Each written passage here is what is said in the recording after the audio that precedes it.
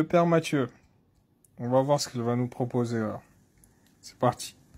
Se dire ça. Jésus n'a jamais été crucifié. Allah l'a sauvé juste avant qu'on le tue et l'a remplacé avec quelqu'un qui lui ressemble, donc un sosie. Aucune source, aucune preuve, tout va bien. Et je doute que ce soit faire honneur au Coran que de surinterpréter dans un sens très orienté ce qui est écrit. Alors premièrement, rappelons-le, c'est historiquement faux, même si dans un...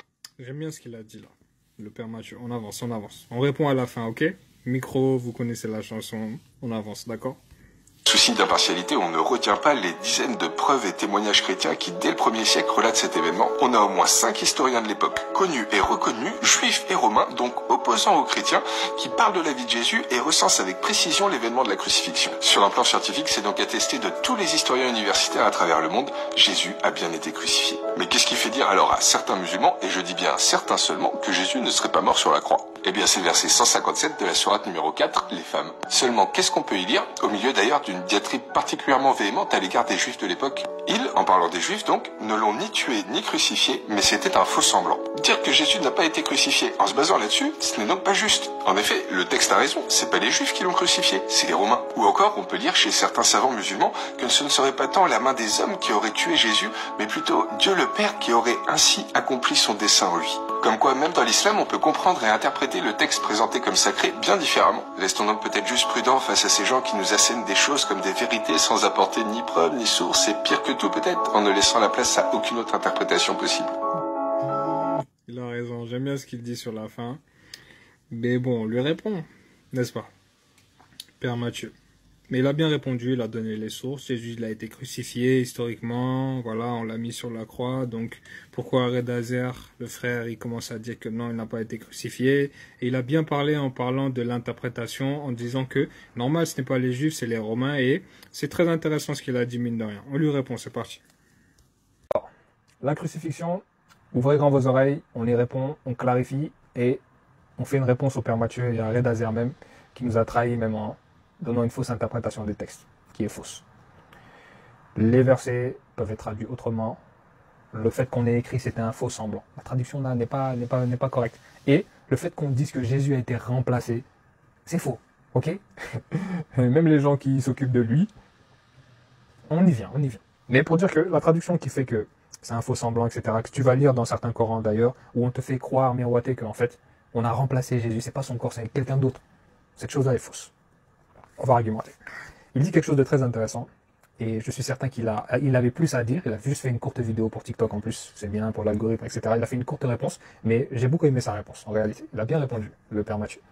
Mais, il nous montre d'une certaine manière, et il y a plus d'arguments, que Jésus a été crucifié. Aujourd'hui même, quand on voit l'impact, j'ai envie de te dire que, mais c'est pas possible qu'on dise qu'il n'ait pas été crucifié. Pourtant, le Coran montre que il n'a été ni tué ni crucifié. Et on a le verset poursuit, je mettrai une bonne traduction de ce verset juste après. D'accord? Parce que le verset montre d'une certaine manière que ils ont été amenés à croire qu'ils l'ont crucifié. Mais ils ne l'ont ni tué ni crucifié, mais ils ont été amenés à croire cela. Ce que les gens appellent faux semblant. Traduit comme ça. Mais il y a une surinterprétation du texte coranique en disant que on l'a remplacé. Ça, c'est les gens qui surinterprètent. C'est pas ce que le Coran dit. Hein. On montre dans le livre qu'ils ont été amenés à croire qu'en fait, ils l'ont tué et crucifié alors qu'il n'en est rien. C'est ça, les versets du livre, du Coran, en tout cas. Et il cite pas mal de sources intéressantes pour montrer que, historiquement, les gens, les preuves, les témoignages qu'on a restants, au vu des nombres de sources qui existent, on se rend compte que, mais on peut pas se fier à ce texte coranique parce que il a été crucifié, Jésus. Au vu de toutes les preuves là qui sont présentes dans le monde. C'est pas possible. Même aujourd'hui, tu vois Jésus crucifié, donc comment ça, pas crucifié? Un tel événement, il s'est bien produit pour qu'il y ait autant de discours là-dessus, autant de paroles là-dessus, autant de gens qui ont parlé de ça, crucifixion, on n'invente pas le truc. Tu vois, à un moment donné, on l'invente pas. Si on n'avait jamais parlé de crucifixion, ça allait jamais se passer. Et là, je te donne du savoir en te disant que le Coran, ils comprennent pas le Seigneur, comment il travaille. Ils sont pas dans le truc. Vous croyez que le Dieu a mis le mot crucifixion là dans le livre pour rien? Ah Vous croyez? Ils ne l'ont ni tué ni. Vous croyez que le mot là, il est là par hasard? Vous pensez sincèrement qu'il est là par hasard ce mot là? On comprend que un homme a été crucifié. Obligé. Tout le montre. Toutes les révélations le montrent. Historiquement parlant, on le sait qu'un homme a été crucifié. Et on connaît l'identité de cet homme parce que il n'y a rien d'autre que le prophète Issa, Jésus, qui pouvait être crucifié. C'est qui on va crucifier alors? C'est un faux semblant. On va crucifier qui alors? Si c'est pas le prophète Issa. Dire que c'est quelqu'un d'autre on le remplace, ça n'a plus aucun sens. Les écrits n'ont plus aucun sens. Même le Coran. Parce qu'on parle de... Ils ne l'ont ni tué ni... On parle bien de quelqu'un. Pas n'importe qui. Le prophète. Jésus, n'est-ce pas? Le Coran, les mots, ils n'ont pas fait attention. Ils n'ont pas fait attention. Donc, c'est bel et bien ce corps-là qui a été crucifié. Mais, on voit dans le livre, on voit dans la Bible, quelque chose qui se passe d'assez bizarre. Et, en lisant la Bible, moi, ma propre Bible, je me suis rendu compte que, ah mais oui, le chemin, il est là. Et heureusement même, ce chemin que je vais te présenter dans cette vidéo, il est déjà attesté même par un messager, autorisé par Dieu, qui est venu clarifier cette partie-là également.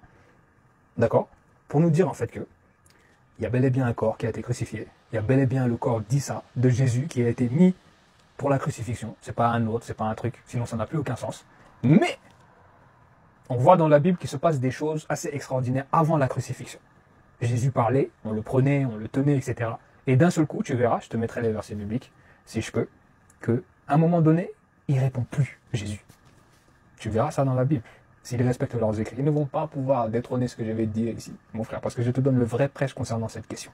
Tu es finalement descendu, on connaît la réponse.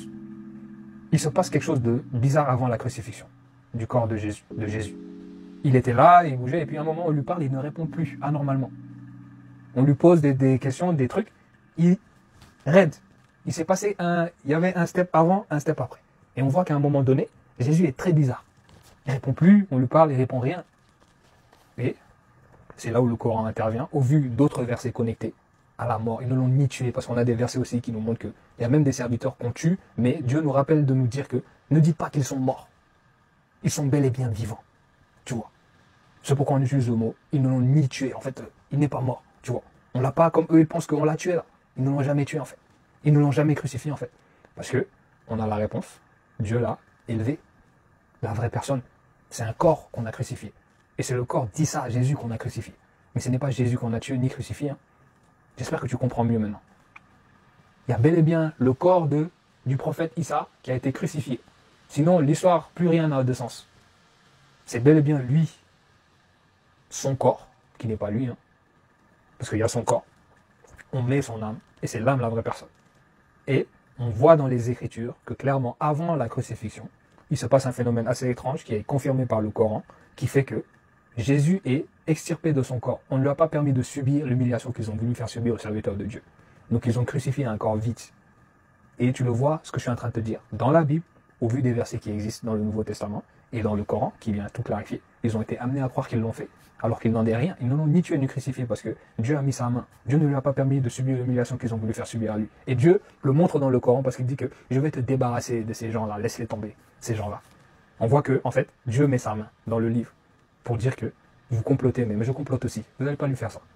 Et on le ramène avant. Ce qui est confirmé dans le Nouveau Testament parce qu'on se rend compte qu'à un moment, le prophète, il était là, on le prend, ouais, pourquoi tu craches sur moi, etc. On le gifle et il réagit, à un moment, il réagit plus. C'est dans le Nouveau Testament, je n'invente rien. Et on a la confirmation dans le Coran. Donc, on a répondu concernant cette question. Je vais donner du savoir. Hein. Ils ne l'ont ni tué, ni crucifié. Mais ils ont été amenés à croire qu'ils l'ont fait parce qu'ils ont mis le corps du prophète sur la croix pour le crucifier. Mais ils n'ont rien fait de tel au final parce que Dieu a mis sa main et l'a débarrassé de ces gens nuisibles en ramenant son âme. Donc ils ont crucifié un corps au final, qui n'est pas Jésus, hein, qui n'est pas le prophète. Hein. J'espère que vous comprenez maintenant. Qui va répondre pour détrôner ce que j'ai dit. On les attend. Hein.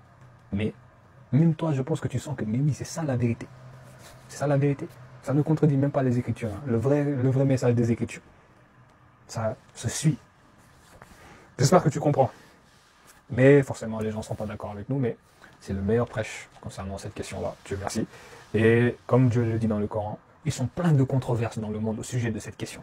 Ils n'ont pas le savoir à ce niveau-là. Beaucoup de gens, il a été crucifié, regarde ceci, le troisième jour, il a fait ci dans la tombe après. Et non, les musulmans, non, c'était un faux semblant. Ils essaient de forcer les choses, les musulmans, parce qu'eux-mêmes n'ont pas compris le Coran.